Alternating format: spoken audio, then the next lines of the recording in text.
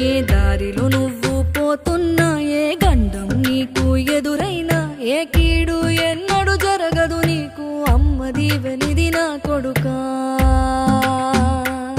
ఈ దిక్కులు నీతో కదిలేను, ఆ చుక్కలి దిష్టి తీసేను, ఏ గాలి ధూళి సోకదు నిన్ను, అమ్మ దీవెనిది నా కొడుకా.